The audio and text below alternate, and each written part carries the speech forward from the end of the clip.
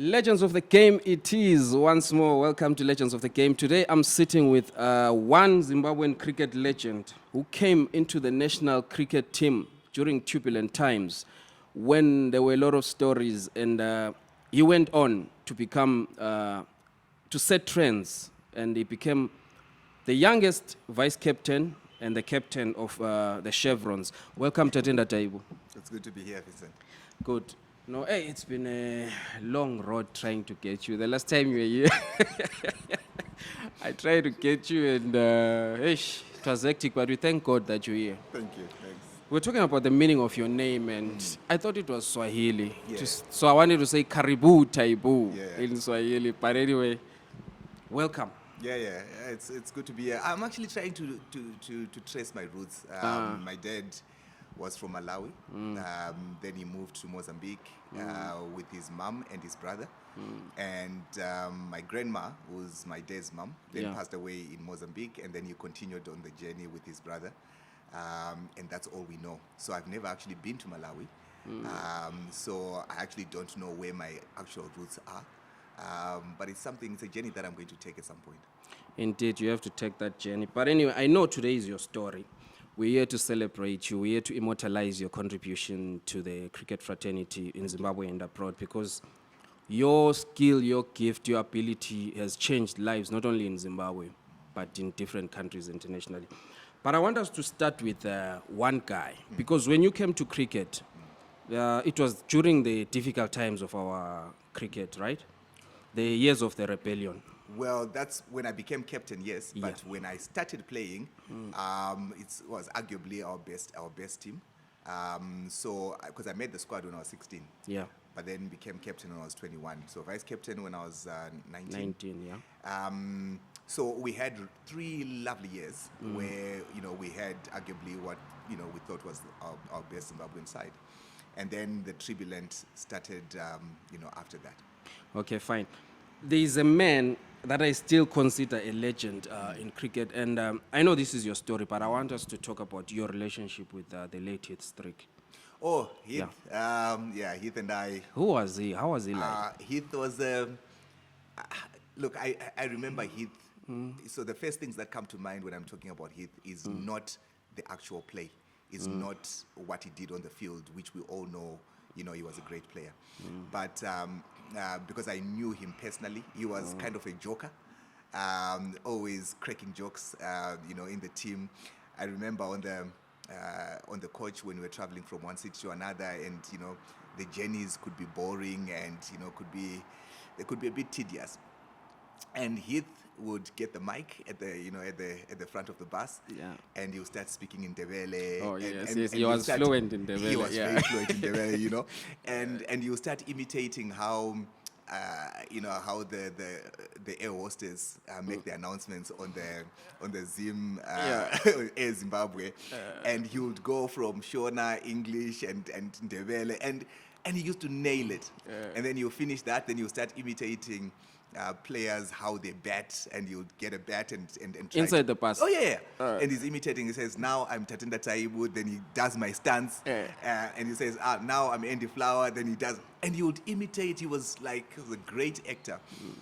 So that's what comes to mind when when anyone talks about his trick to me. And even because there were times when he was captain, I was vice captain to him, and then there were times when I was captain and he was vice captain, and we just had such a good relationship, and we knew how to work together, to work, well together. And it's unfortunate that he is no longer with us. But he was such a great human being. Yeah. So I realized that when you're coming in, there was a time when you had to fill the shoes of Andy Flower, right? As the captain. How? Not as a captain, as a player. As a player. So Andy Flower. So when I first made the squad, I was an understudy to him. Okay. What actually happened was we went for the Under-19 World Cup to Sri Lanka. And at the beginning of the tour, I was 2 years underage for Under-19. And I didn't expect to be playing all the matches. But when the tournament started, Paul Strang who was nursing his injury and was coming back from an injury, was given the role to be our coach at Okay. that Under-19 World Cup.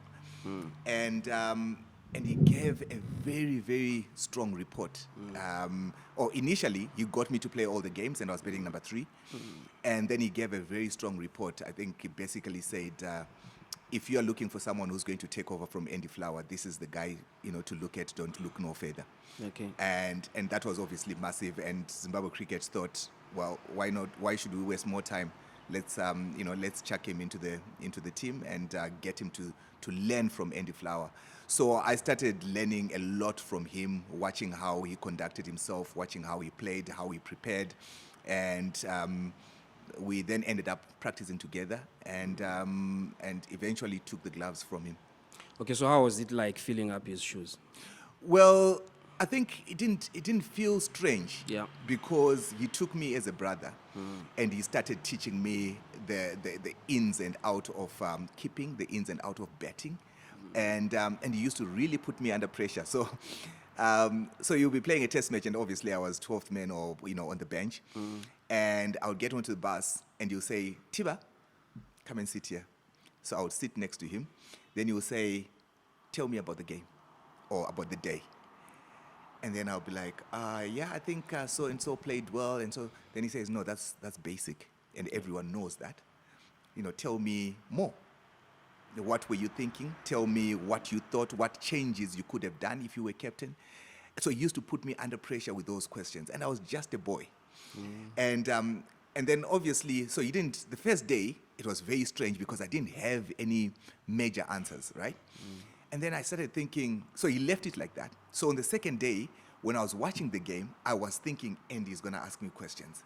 So I need to start analyzing the game. I need to start thinking, this was a bowling change, so I need to, if it was me, would I do that bowling change? Or is that the right bowling change? So I started thinking more about the game.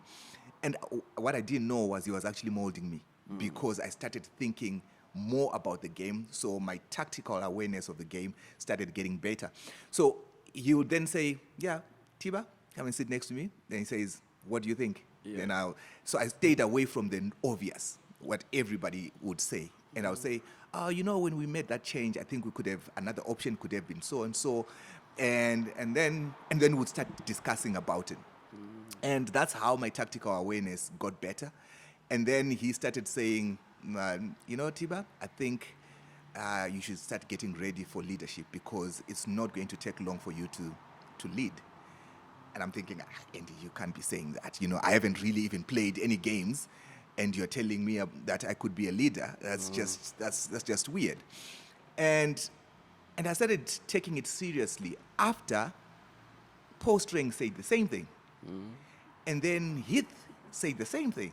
And I'm thinking, they must be seeing something that I don't see, so I actually have to take this seriously. So so when I eventually took the gloves from him, I think he made a decision to start betting. And to concentrate on his betting alone, I think, because he was saying, because age was catching up to do both betting and keeping. And he thought I was good enough to be taking the gloves and for him to concentrate on betting. Interesting. For me, it sounds like you were molded for greatness by the greatest. Unlike this perception that people have that you were favored during that time. There was the quota system, right? Well, was it the time of the quota system? There was a little bit after that. So when we first got in, the quota system started being introduced around, it was talks of it. Yeah. As opposed to the South African quota system, where it was actually said, this is what it is. In Zimbabwe, it was talked about. It wasn't really stipulated that this is it.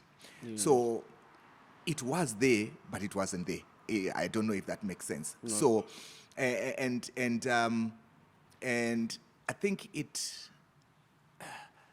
there was a lot of mixed feelings about it, because the players that got in during that time, I remember, because I am quite close to Stuart Matsikenyeri, and because of the conversations that were going on about that during that time, I think Stuart got a feeling that, am I really good enough to be in the side? Am I coming in the side because of this? So he wasn't really sure, and it plays a negative role to a mental psychic of a player.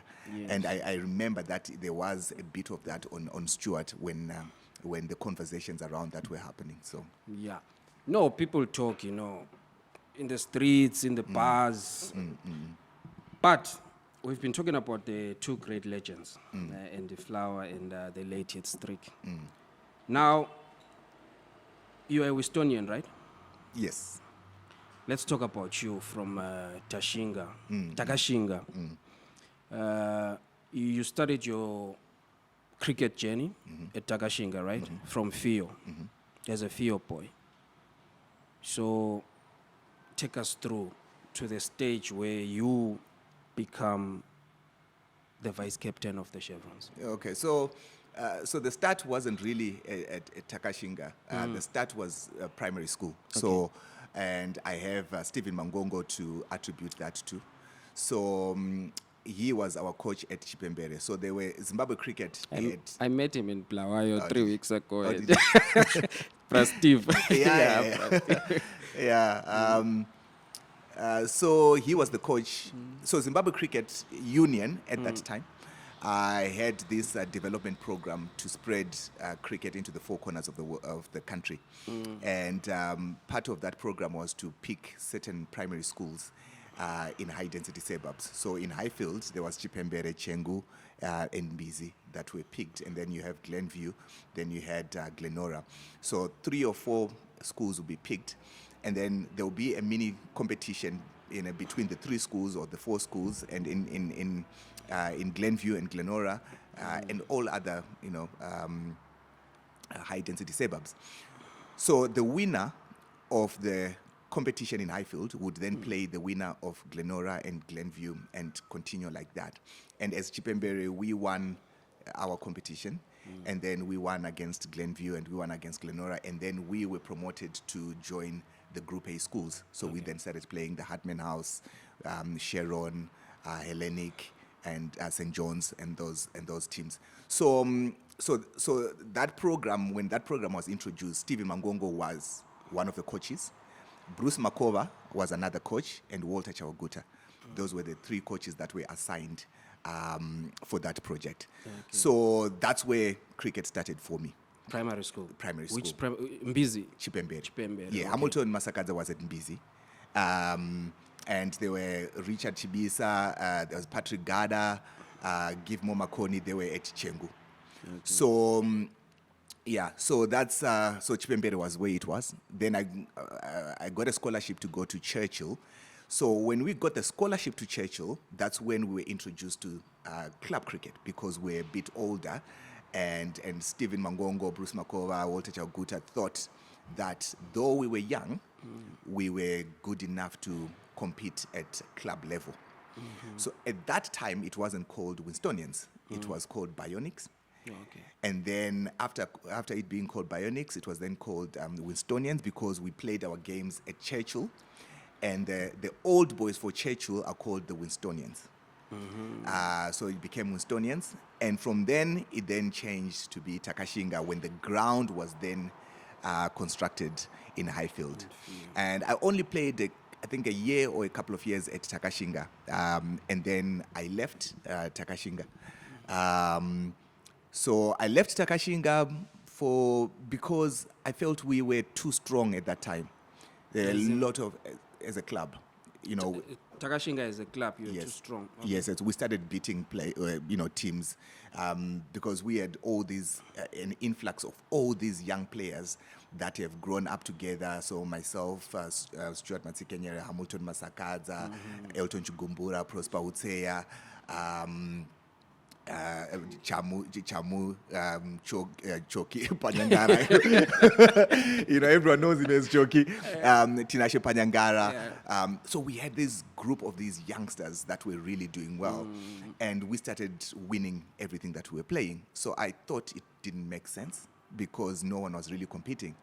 So I felt, let me leave the club and go to a weaker club, and make a weaker club a bit stronger by my presence, and I'll also impart some of my knowledge to them.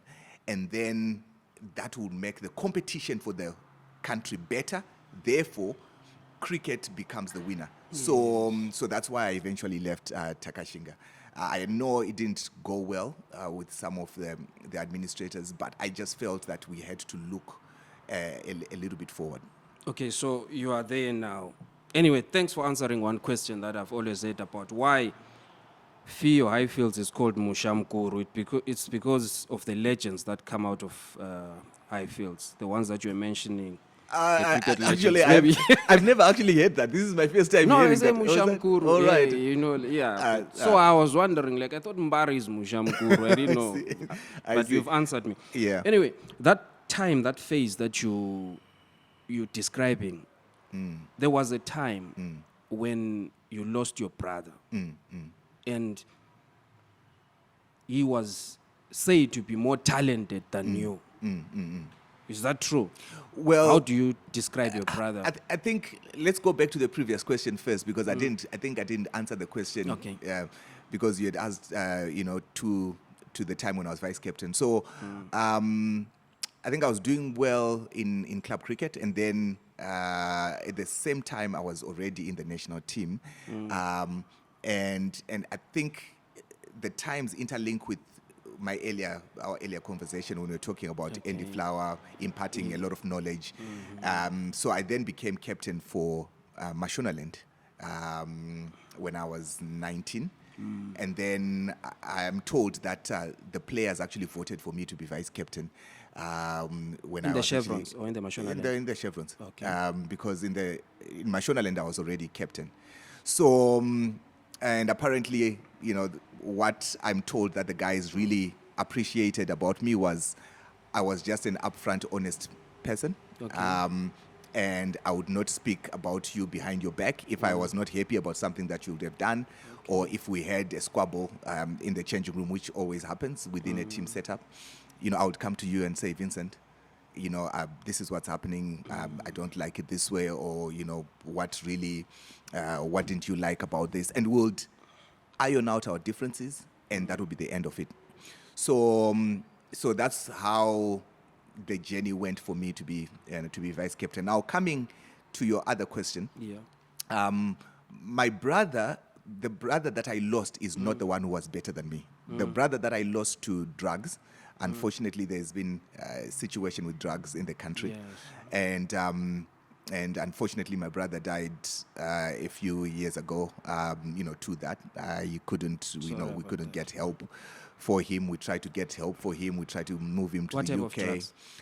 It's what is going around. I just know that sometimes he would not sleep for a couple of days after taking whatever he was taking. And then after that, he would maybe sleep for a full day or a couple of days without waking up, and who knows whatever else that he would do under that strong influence. So we tried to get him to UK. My wife and I tried to get him to the UK to see if What we was can get his him. name? Tapiwa is the youngest in the family. Okay, So he's the one who passed away. The one who was better than me in cricket is still alive. Oh, okay. He is no longer into cricket. What happened? Well, I think, look, he might have a different view. Yeah. But when we were growing up, I felt that it was very important to work on all aspects of the game. So when I say all aspects of the game, there are 4 main aspects that you have to work on to be a professional sports person. So number 1 is your physical stature. Are you strong enough? Are you fit enough? Are you fast enough? Are you agile enough? Are you flexible enough? Then the second part is your technical. How you're able to hit a cricket ball, how you're able to catch, how to throw the ball, how to bowl, the actual technical side of the game, which what we call talent. Okay.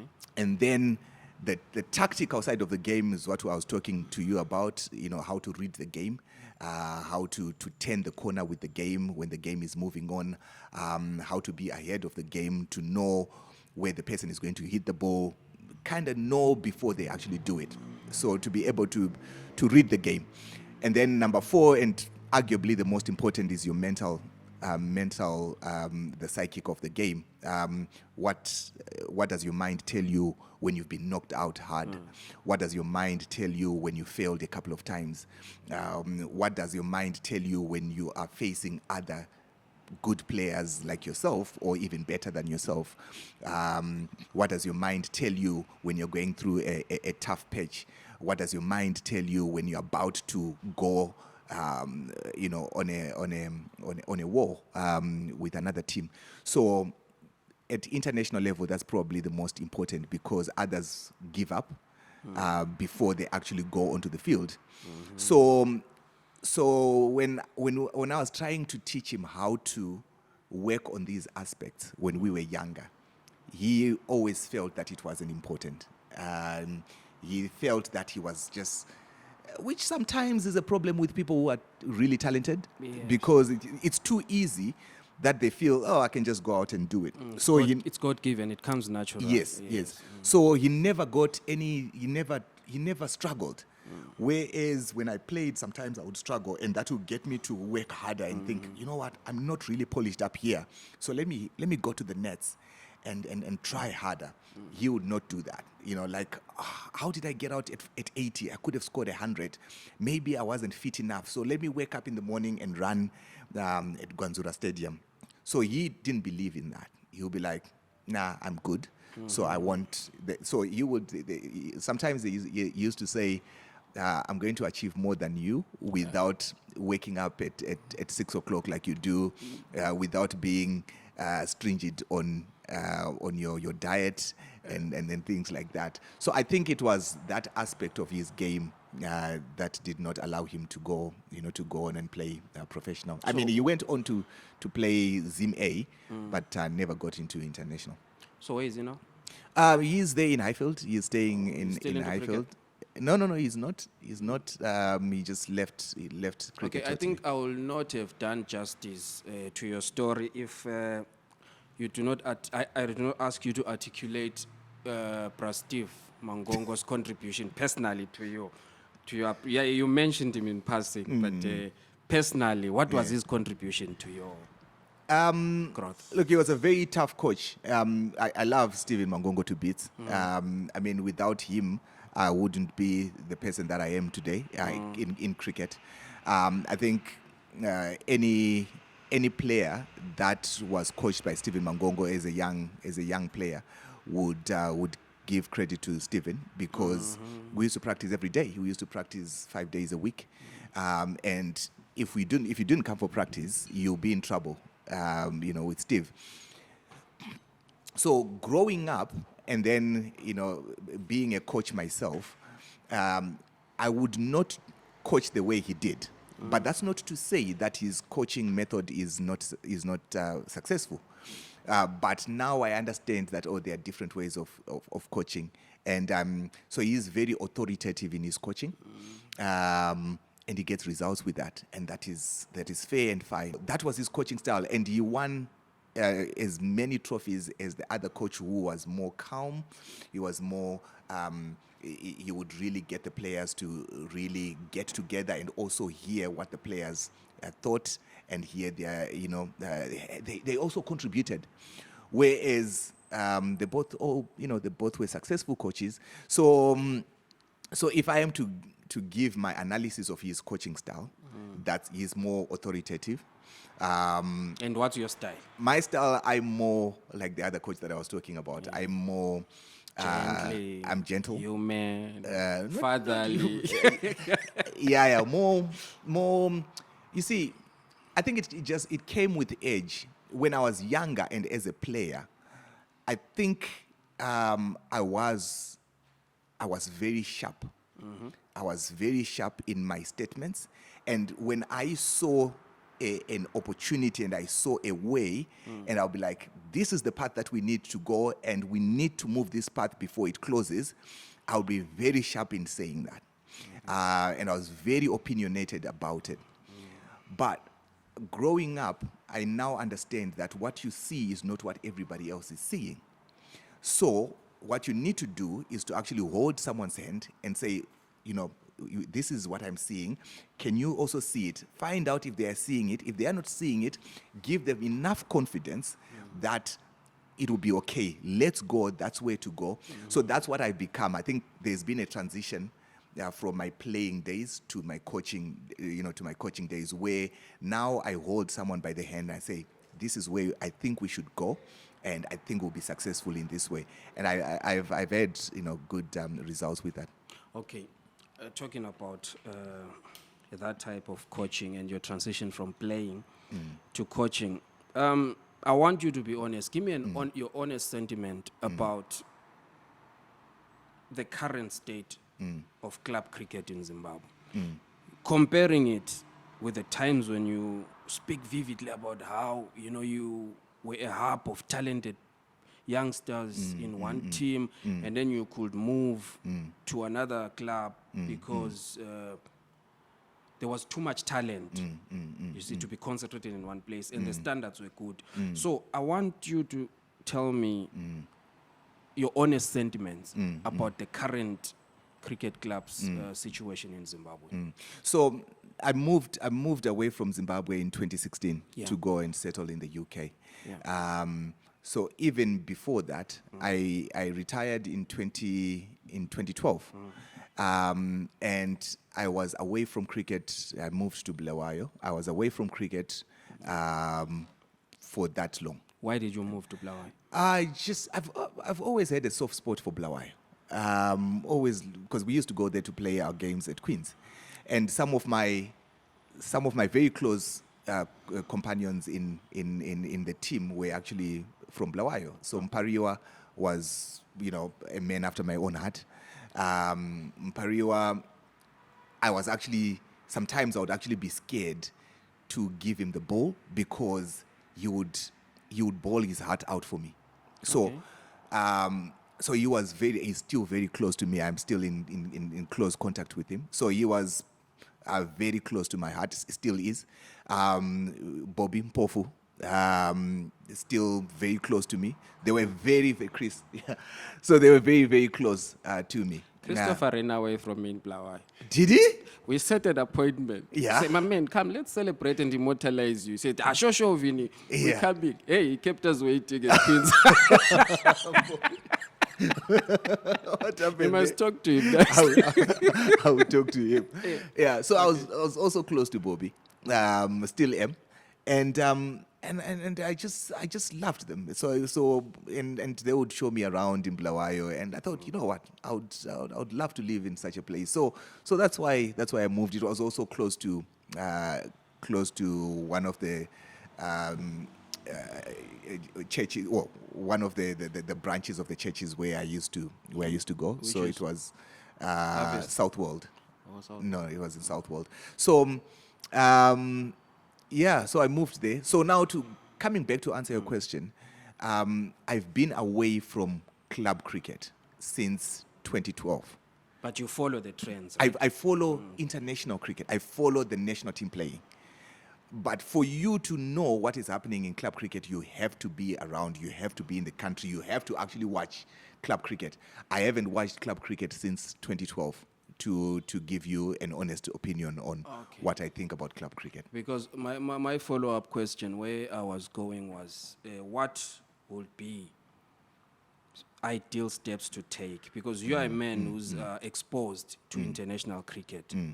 I wanted to ask you, what will be the ideal steps to take now so that we improve and increase efficiency, not only in townships, but there are kids who are underprivileged, so that our club cricket, you see, like Indian countries, countries like India, cricket is big because they invest. So I wanted to ask you to come in with your exposure and experience to say what will be the ideal steps to take to alleviate the plight of the underprivileged kids who want to be in the cricket fraternity. It'll be very difficult for me to answer that question. However, I can give just general just a general overview of what is important in any country.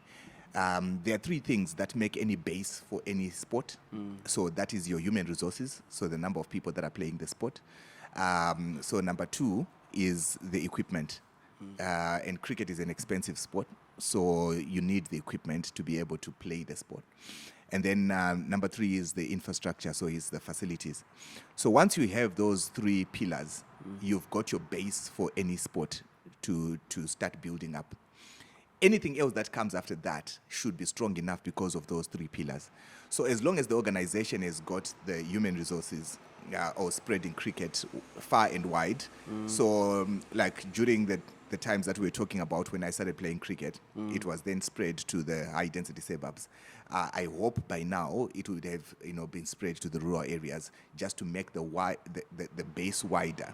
So when you make the base wider, then that means then when you start zoning up to the national team, you've got more players that are coming up. So that's really what it should be, and I don't think it's that would need a rocket scientist, to tell. You make the base wider, you say.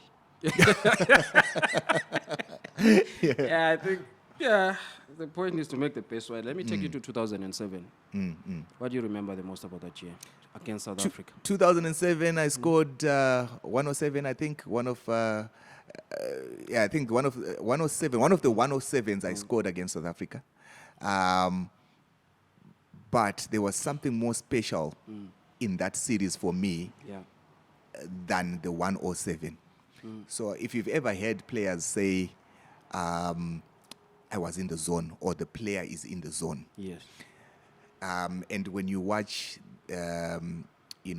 sport movies, they normally show it on golf, when everything gets zoned out and everything, there's a lot of noise and whatever, and then a player goes onto the tee, and everything goes quiet, and then it's just the ball. That was my first experience of being in the zone. So the game I scored 40, which is the game before the 107, was my first time that I felt the zone. I'd never played in the zone before.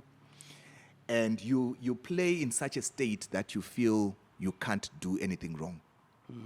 I remember I hit Dale Steyn for 3 sixes in that 40. It was against South Africa. It was in the same series, so we played 3 games. Okay. We played one game in Bulawayo, I got 22, I think. Then the second game in Harare, I got 40. Then the third game is when I got 107. So the second game where I got 40 is when I played in the zone. And there was an experience that happened. I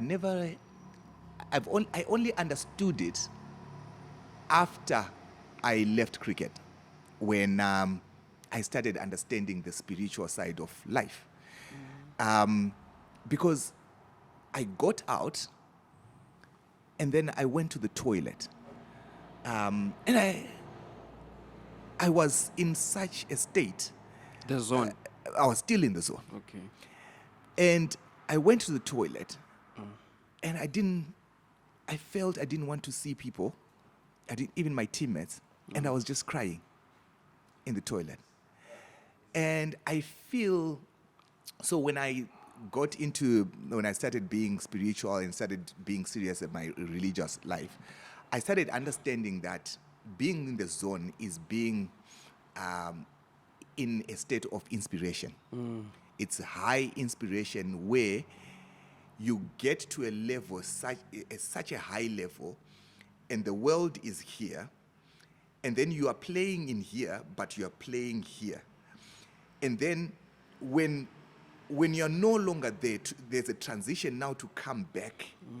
So it's during that transition when you are now coming back to life, to real life.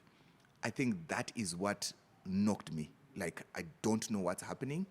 And when you start speaking to other sports people and other people that have done well, and trying, and you share experiences. I remember in a conversation with another guy we're talking about Tukudzi. I only met him a couple of times. I never got to speak to him directly about this, but there's a guy who was writing his book, and he did put me into light to something similar, because you were saying Mutukudzi used to be sitting, so you'll be sitting chatting to him, and then he will just go. He says he's there, but you can tell he's not there. So kuswikirwa ka. No, let's put it. So we agree that zoning kuswikirwa. We're not agreeing to that. No, because it's in Shona. If it had a nice name, No, Kushikiro, what is Kushikiro? to be possessed. No, that's not being possessed. No, but possessed has got different meanings. Okay, You can be explain. possessed by the Spirit of God. That You can is be true. possessed by the spirit of darkness. That is true. So, you see, there are people, artists, they get possessed while they are on stage. Yes. But for you, we could say maybe zoning. Maybe you didn't understand it, but when you search, maybe the guys from Malawi will have taken over. They don't have that much knowledge about the game. But anyway, You never know. Okay, so yeah. yeah. That's an interesting conversation. I think we should have another conversation purely on that. Yeah. So yeah, and I think it's when you are when you're getting back to the level of where everyone else is. And I think even Mutukudzi used to sit, and then you'll get into that atmosphere, and he would get because he used to come up with the beat. And that guy had perfected Yeah. his art. He used to come up with the beat. He used to come up with the song. So write the song, come up with the beat, join the two, and then thank you. Thank you so much. Join the two, and then end up doing the song as well. So you can't do that just being. You have to get into another element. You have to get into another, what I think is their zone in music. So yeah, that was the first time. It then happened several times later, and for some reason, it almost always used to happen when you played against South Africa. Oh, wow. And I would try to jack it into happening against other teams. It just wouldn't. So it's more like a trance that you get into. I think it's something like that. Yeah. Oh, okay. Yeah. So that was your, like you would consider it your highest point, right? Yes. In your cricket. Yes. So, what was your lowest point in cricket when you look back to say, this was my lowest point? There are two. Actually, there are three. The other two might not make sense to everyone else, but the one which is, I'm lucky that I don't still think about it now. Yeah. But the first one was, so remember, I joined the national team at 16, so I was still in school. Yeah. And then I made a decision to go back to school to finish my A level. So as soon as I wrote my final exam, on the next day I was on the flight to go to Sri Lanka to rejoin the national team. So I get there, and Andy Flower says, Tiba, I need you to prepare. I know there's a bit of jet lag for you, but I need you to prepare. You're playing the other warm-up game because I want you to be ready for the first game of the triangular series against West Indies and Sri Lanka. So I said, no problem. So I played the warm-up game. I was a high scorer in the team. And then I started getting cramps. So I didn't finish the game because I was getting cramps. Yeah, because I hadn't had time to rest. So anyway, the series started. And in the 3 games that I played, I faced 4 balls. I got 3 ducks. So duck first ball in the first game. Duck second ball in the second game. Duck first ball in the third game. And I thought, jeepers, I've lost it all. I can't play this game anymore. So as I was walking back, I was thinking, when I get to the changing room, I'm going to call the manager, and I'll have a quick meeting with him, and I'm telling him that I'm going back home. And I'm in Sri Lanka at that time. I'm in Sri Lanka, yeah. And I'm going to give my kit away to people, whoever wants the kit, and I'm going to throw the towel. I'm not going to play cricket again. And as I was now getting up the stairs, so I'm getting up the stairs, and there are people shouting. And in Sri Lanka, not a lot of people, speak English. But there are people who are shouting whatever they're shouting and whatever, But I remember this very well. So this one guy says, young man, it doesn't matter how many times you fall. What counts is the number of times you get up and In fight English? again. In English. So he was your guardian angel. And then and I remember that today, and it's been a statement that whenever things have gone, a little bit haywire, I always go back to, young man, it doesn't matter how many times you fall. What counts is the number of times you get up and fight again. And I changed my mind. I didn't have that conversation with the manager, and I said I will fight on. So my next tour, because I had to then go for the second Under-19 World Cup. So because the first Under-19 World Cup, I was 2 years underage. Now this Under-19 World Cup that I was going to, I was now the correct age, and I was the captain of the team. And that's the one I became player of the tournament. So that was my first lowest point. The other two were matches that we played so well. But if I had not got out at the crunch time, we would have won them. Like and they which one? still Which one do you remember? so there's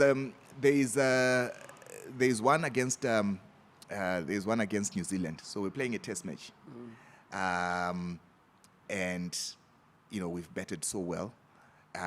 Both teams have batted so well, but I'm having a partnership with Brendan Taylor, and we are cruising. We need something like 60-something to win. And if I'm betting with Taylor, that means we're about 4 down or 5 down, I think. Something like that. It was 4 down, I think. So Brendan Taylor gets out, but still, we need about 60. It's nothing. The ball is not doing anything. They are now bowling negatively. Vittorio was now bowling, over the wicket, bowling into the rough. We had enough time. And I just think, you know what? I'm going to finish the game now. And instead of... So when someone is bowling in the rough, they're bowling, so left-arm spinner bowling over the wicket, bowling into the rough, they are trying to frustrate you. So I was like, nah, I'm playing so well, I'm going to attack him even though he's bowling in the rough. And I tried to attack him, which I should not have done that. I should have just been patient. There was enough time in the game. I should have just kept kicking the ball. And I went for the sweep shot. And that always plays in my head that I lost the test match for the country. And even to date, I have nightmares about that. No, let it go. I can't. I don't know how to let it go because It's just a game. I've tried to tell myself that many times. So that's why I say people won't understand it because when they look at the test match, we just lost by 28 runs, something like that, right? And people expect us to, you lost by 28 runs in a test match against New Zealand. You guys played well. That's what everyone says about that test match. But for me, it's a different narrative. And another one was against the T20 against Pakistan at Harare Sports Club. You got a lot of laws, eh? No, let's talk about finish that one. Let's talk about the highs in 2003. So we are cruising. Yeah. And I know that if I am here at the end of the 20 overs, the game would have won the game. And I get a shot of a length ball. I go on the back foot and I try, instead of just hitting it for 1, I'm like, let me try and push it for 2 there. I just got a little bit greedy, and that caused me to get out. And so it's at the end of it, I think we lost by 6 runs. And I'm thinking, had I only been there for 1 more over, we would have won the game. Wow, sure. So those, they don't, anyone else you'll ask about that game will be like, that was a brilliant game. You guys, you just lost by 6 runs against Pakistan. But for me, I could have won this game, for the country. So yeah. Okay, you've got a lot of laws. But I think 2003, Yes. Let's talk about 2003. Yes. You are 19, right? You are wearing an armband of the vice captain and you are touring England. Tell me about the tour. Obviously, touring England is very difficult because of the overhead conditions. So the atmosphere is different. There's a lot of moisture in the air. That's number one. So when there's a lot of moisture in the air, the ball moves a bit more. Their wickets, because it's a wet country, their wickets stay a little bit softer. So the ball seams around. Okay. So if you are testing batters against seam bowling, the final test should be in England. that's where a player is properly tested in terms of being able to handle swing and seam movement. So obviously, you know that's a difficult tour on that, on those bases. For me, there were added pressures. Vice captain at a very young age, that's an added pressure. If I'm keeping here in Zimbabwe, How many blacks are in that team that time? there's myself, there's Dagi Hondo, and Vusi Muzisbanda was there, but he wasn't playing in the match. And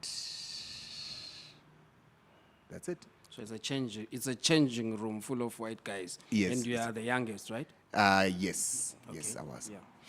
And then so when I'm keeping here, or because I was a natural keeper, Yeah. so keeping is I don't need to practice much with keeping. Yeah. So it's not something that plays in my head that, okay, I really need to prepare. But if you're keeping in England, it's a different story. So I'm talking about the added pressures now. Yes. So in England, there's what's called wobbling. Yeah. So here, if the ball bounces and the person misses the ball just comes straight. You just catch it. In England, the ball can still move after the batter has missed the ball. So it's called wobbling. So it can go this side, it can go this side, it can go down, it could go up. So you need to have some more other specific training that you need to do. And depending on the atmosphere of the ground, Yeah. so like I knew that we were going to play at Lords. So Lords has got high buildings. So what happens is the moisture, the air circulation gets disturbed, and that causes the ball to wobble more. So that's added pressure that I have to think about, whereas I would normally not think about such things. So that was the first thing about that tour. And then, number two is just your own expectations. You just want your name on the board at Lords, because if you score 100, or you take 5 wickets, your name is on the board, and become a that's lord. there. Not lot of the rings, lot of the. So you're touring England. Tell me about the financial rewards as a 19-year-old that time. How fit was your bank account when you came back to Zim? Well, I mean, I think my bank account was fed from the time I started. Okay. So what I mean by that is I didn't grow up in a rich family, right? But it was So- already fed. No. What I mean is, so I'm coming from not a poor family, but we would get by nicely, right? However, so I don't have anything, and you start getting something. That means your bank account is now better, right? Okay. So on that first tour to England, there was there was a petition. We had a petition that we signed against Zimbabwe Cricket Union that we were not getting paid a lot of money, but it didn't make sense to me because it was a lot of money to me. Okay, quantify it using material gains to say that time you're playing, can you invest in a house, or it was money just to go clubbing? No, Did you buy properties with your... now let me explain. I'll get into that. Now, I'll give you in percentages. Yeah. So, other teams at that time, and I got lucky because Andy Flower used to articulate all this, in detail to me. And it didn't care that I was that young and I might not understand what it actually meant. So, I was very honest with him. So I said to Andy, look, Andy, you guys are saying this money is not enough and whatever. For me, it's a lot of money, Yeah. right? And yes, it wasn't enough to buy a house and whatever, but I remember my mom was shocked, to hear what we were getting. It was in Zim dollars at that time. Now, so I said that to Andy, and I trusted him. I still trust him. And he says, now listen, Tiba, this is how it all happens. This is how I need you to understand the financial structure of the whole, not only the organization Zimbabwe Cricket, but ICC. So he started to show me the value that we put in cricket and against what we are then getting. And I remember him telling me, saying, the amount that we get is we get 3.5% of the total revenue that comes into Zimbabwe Cricket Union. Then he would compare with New Zealand. New Zealand was getting 20% of the total revenue that went into New Zealand cricket. New Zealand was getting 25%. South Africa was getting 20% of the total revenue that was coming into South African Cricket South Africa. But the 5%, they used to get that 5% through endorsements. India had a different setup. India, they did their own endorsements, and endorsements in India are huge. So you can get $1 million endorsement deal with whatever company, a tires company. So they didn't want their endorsement to be meddled around by BCCI. Then you've got Pakistan that have got so Andy would really structure all this for me to understand, which I now understand like the back of my hand. Now, so he says, now look, you as a player, this is your value. You are Tatenda Taibu. So he would really bring it that close. You are Tatenda Taibu. Yeah, 25%. Without so without you, there is no article that comes about this young man. He used to say to me, you are the correct 16-year-old that has made international cricket. All the other ones that are there in Pakistan, India, and whatever, they are 16, but they are not 16. Okay. But you are a correct It's also 16. there in cricket. Yeah. Hey, cheating. Yeah. Oh, okay. So he says, you are a correct 16-year-old. You are making headlines around the world. So you are giving value to Zimbabwe cricket. So that value needs to be paid. And what you are talking about, it is good for you because of your upbringing and what you think money is. But you are not correctly aligning it to your value as a cricketer. Then I started to understand money in cricket. So I think it was boosted up to 16% after that petition was done. And then we started getting proper money. I bought my first house during that period. Then come the World Cup. Then that's when I bought my second house. That was after 2003. Then the whole mess up then started, the one that you were talking about in 2004, and things started to change a bit. So I hope that really aligns you, on how the financial aspect of it was. No, yeah, because it seems like I think you guys used to drive Nissan. Yes. The time when yes, we were sponsored by Nissan. Yeah, I remember seeing you driving a Nissan. I'm like, if I could bowl or keep a wicket, I could be like that guy. But anyway, let's talk about the autobiography. Yes. The Keeper of Faith.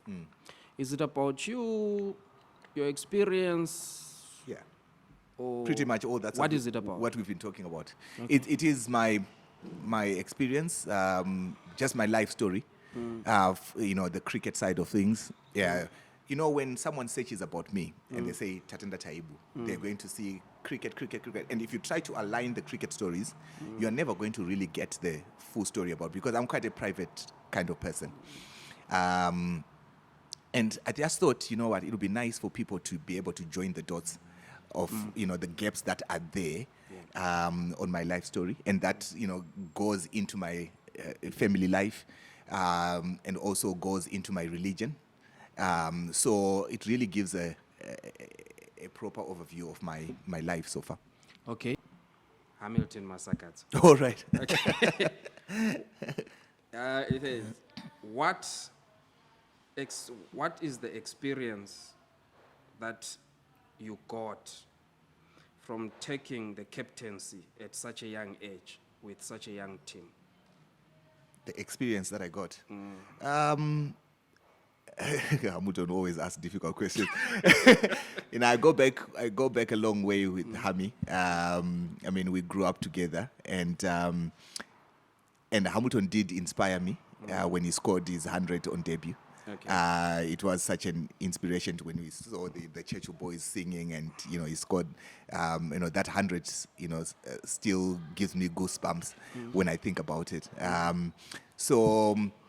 The experience that I got captaining that is such a young side was understanding the players. So I would go I would go for practice and then come back, and it just felt monotonous. So I decided to change my way of captaincy, and I decided to have a more closer relationship with each player.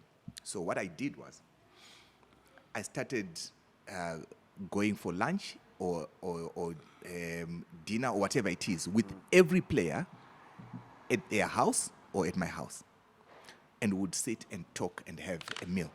And I did that with each player. So it got me, so the experience I got there was to understand the player as a person. Yeah. And when I did that, I could understand how much that player could give me on the field. Because they were young, I had to be careful, especially on the bowlers, not to overbowl them, not to that's why I kept saying about Mpariwa, because Mpariwa would never turn me down. Mpariwa would never say, Tatenda, I'm really tired now. Yeah. Can you try someone else? Right now, my Mpariwa would say, Tiva, you say Mkoma, if there's no one else, just give me the ball. Yes. So if I had not been close to Mpariwa, I would have broken him, honestly, because he would be there to say, look, I'm there, I would do it. Yes. But because I understood him, I'll be like, no, Mpariwa, no, I'm not going to give you now. Just rest up for the rest of the day. You bowl tomorrow, Yeah. And I'll take for another example, someone like Mchangwe, Gaba, Yeah. the leg spinner. People used to think that he's got an attitude.